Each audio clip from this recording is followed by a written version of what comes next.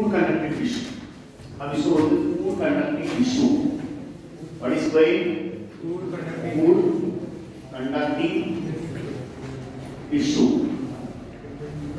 Phloem जो है वो एक लिविंग टिश्यू बोलते हैं इसको,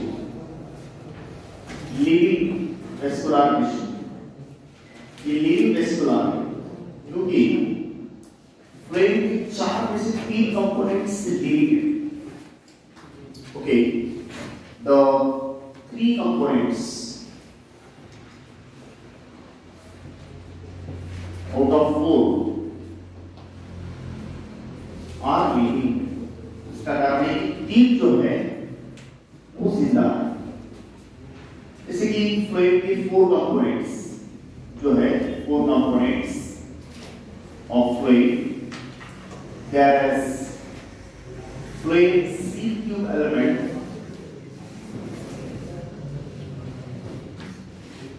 seal tube element. उसके बाद में कंपेनियन सेल,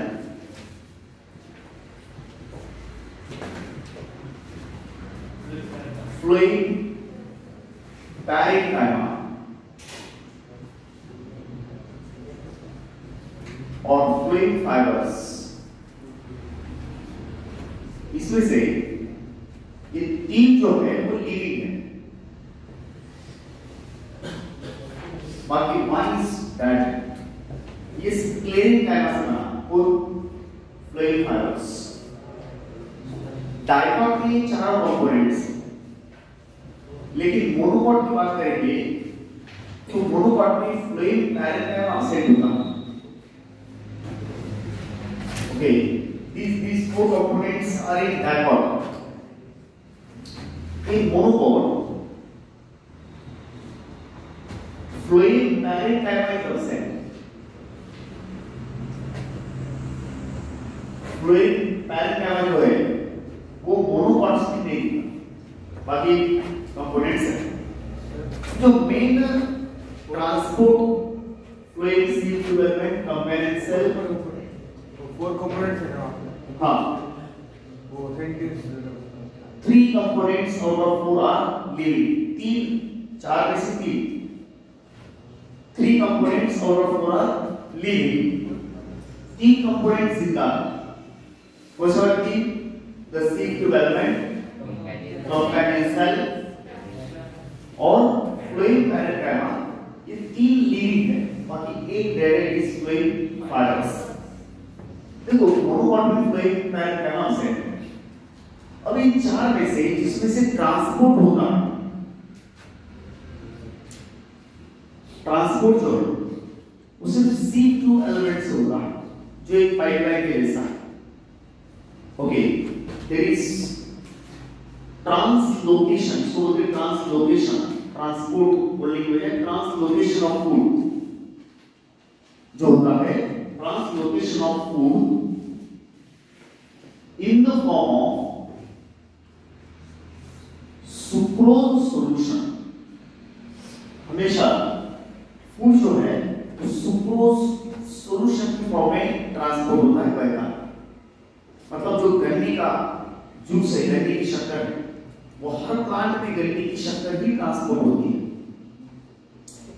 फोटोसिंथेसिस में पहली चीज तो सिर्फ ग्लूकोज बनता है. फोटोसिंथेसिस में कभी भी डायरेक्टली प्रोटीन्स और फैट्स नहीं बनता. बाद में वो डिराइव होगा सेल के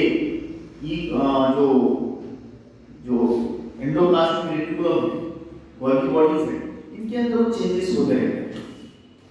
लेकिन पहली बार जो बनेगा वो ग्लूकोज, फिर ग्लूकोज कन्वर्ट होगा अकॉर्डिंग टू नीड, जरूरत के हिसाब से. It is converted into then disaccharides, polysaccharides, then your proteins, carb, your fats. तो ये अलग अलग फॉर्मुलेशंस आगे बनते रहते हैं. लेकिन पहली बार जो बनेगा वो ग्लूकोज. पहले अंदर बनते हैं ग्लूकोज, शुरुआत का glucose. So translocation of food in the form of sucrose solution takes place through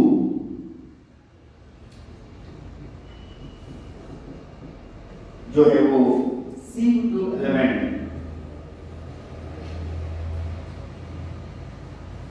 इसको CO2 इसलिए बोलते हैं क्योंकि इसके दोनों एंड्स को परफोरेटेड चाबी जैसी प्लेट है। It is just called C2 क्योंकि it is just having the perforations like this. और CO2 एलिमेंट सबसे बड़ा घटक है फ्लोएम का। एक चीज और कि फ्लोएम में से जो ट्रांसपोर्ट होगा वो सोर्स से सिंक की तरफ, phloem food conducting tissue transports food from source to sink, source to sink, source की तरफ से सिंक की तरफ। सिंक बोले तो कंजम्पशन एंड, सोर्स बोले तो सप्लाई एंड, सोर्स से लेकर के सिंक तक। सिंक, सिंक इज कंजम्पशन, ये वाला होता है कंजम्पशन, इस्तेमाल। और जो सोर्स है हम उसको बोलते हैं सप्लाई एंड। ये होता है सप्लाई, वो होता है कंजम्पशन। एक्चुअली जो अभी सोर्स है वो परमानेंट रहेगा इसकी गारंटी नहीं रहेगी। मतलब मान लो शूट जो है वो सोर्स है, जो ग्रीन शूट है वो सोर्स है, नॉन ग्रीन जो रूट है वो मान लो सीड। सब this is root, this is shoot. तो एक्चुअली जब ग्रीन है तो फूड फ्लोएम में से ऊपर से नीचे आएगा, लेकिन जब पतझड़ हो जाएगी, पत्ते झड़ जाएंगे, पत्ते निकल जाएंगे, पत्ते नहीं है, उस समय सप्लाई इज टू रूट। मतलब अब रूट बनेगा सोर्स एंड शूट बनेगा सीड। जो रिजर्व फूड है, स्टोर फूड है, रूट में जो फूड स्टोर करके रखा है उस फूड को दिया जाता है शूट को। मतलब source is not source permanent. Root अगर सिंक है और शूट अगर सोर्स है तो रूट भी सोर्स बन सकता है और शूट सिंक बनेगा, बरोबर। जब पत्ते झड़ जाते हैं, अब फोटोसिंथेसिस करने का कोई साधन नहीं है, तब जो स्टोर्ड फूड रूट में है वो सप्लाई होता है। Supply end is the source, consumption end is the sink. But sink can become source, source can become sink. दूसरी बात, फ्लोएम में से जो फूड ट्रांसपोर्ट होता, ट्रांसलोकेशन ऑफ फूड होता, वो सुक्रोज सॉल्यूशन के फॉर्म में ही होता है, जिसको बोलेंगे शक्कर का पानी। हर प्लांट शक्कर का पानी सिर्फ शुगर केन में से नहीं बहता, करेले के प्लांट में से भी बहता है। शक्कर का पानी ही करेले में से बहता है। कड़वा नीम जो है, नीम में से भी करेले का और नीम का जूस जो है उसमें भी शक्कर है। ओके, तो इसी क्या बोलेंगे इसको, C2 एलिमेंट।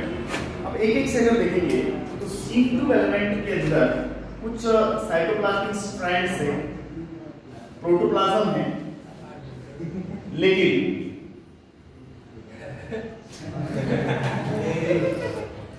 ये जो प्रोटोप्लाज्म है इट इज विदाउट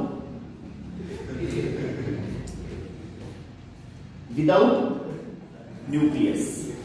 इसके अंदर क्या नहीं है, न्यूक्लियस नहीं है। इट इज विदाउट, क्या नहीं है बोलो, इट इज विदाउट न्यूक्लियस। इसके अंदर न्यूक्लियस नहीं है। इसके अंदर न्यूक्लियस नहीं है, न्यूक्लियस नहीं है, बरोबर। क्योंकि इसमें से ट्रांसपोर्ट होना इसका फूड का जो डेंस है, लेकिन the working of a living cell is done by nucleus. बिना न्यूक्लियस का इसका वर्किंग कैसे होगा? तो इसके बगल में जो कंपेनियन सेल, इसका जो न्यूक्लियस होता है, दिस इज कंपेनियन सेल, और कंपेनियन सेल का जो न्यूक्लियस है वो सीव ट्यूब का कंट्रोल करता है। द वर्किंग कंट्रोल, और क्या बोल रहा समझ रहे क्या? The working control of the working of this seed is done by companion cell. Companion cell का nucleus controls the working of seed. Even जब फूड आता है तो डायरेक्ट इस पाइप में नहीं आता, पहले फूड कंपेनियन सेल में आता है in the sense of solution, and उसके बाद वो शिफ्ट किया जाता है टू द सीड ट्यूब, ताकि लोड या प्रेशर उसका एक्सट्रीम ना हो जाए, उसका जो प्रेशर है वो ज्यादा ना बढ़े, इसके लिए it is moderated regulated by the companion cell. Companion cell उसका प्रेशर रेगुलेट करती है, उसका प्रेशर जो है वो रेगुलेट कौन करता है? Companion cell. इसीलिए उसका नाम भी वो कंपेनियन, कंपेनियन का मतलब होता है जो हेल्प करता है वो cell. Cooperating cell, helping assisting cell is the companion cell. जो असिस्ट करती है वो कंपेनियन सेल होती है. बात को समझ. So this is companion, this one is the what is this? Seed tube element. What is this cell? A sieve plate cell जो दोनों ends पे उसके, तो both the ends there are sieve plate जो perforated होते हैं, मतलब उनकी सुराख, perforations there. Correct? So companion cell is controlling the sieve tube. Actually transport through sieve tube, ऊपर से नीचे या नीचे से ऊपर जो भी. इसके बाद तीसरा घटक जो है fluid parenchyma, it stores the food in the form of proteins, carbohydrates.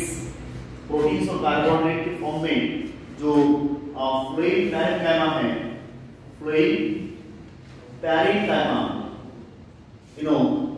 Stores the food.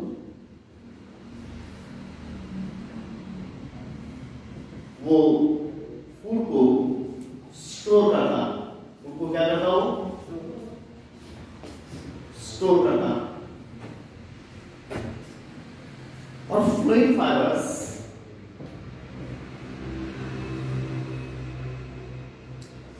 Are without lubricant, वो ट्रांसपोर्ट तो कुछ करते नहीं, फ्लूइड फाइबर्स सिर्फ सपोर्ट देते हैं, मैकेनिकल स्ट्रेंथ देते हैं, जिसको और बोलते हैं फ्लूइड बैस्ट.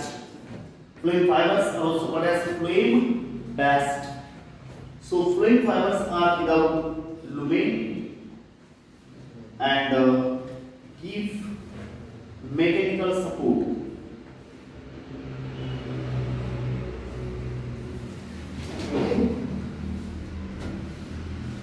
ये स्क्लेरेन्काइमा से बने, इसको और भी बोलते हैं fluid bast. Fluid fibres also called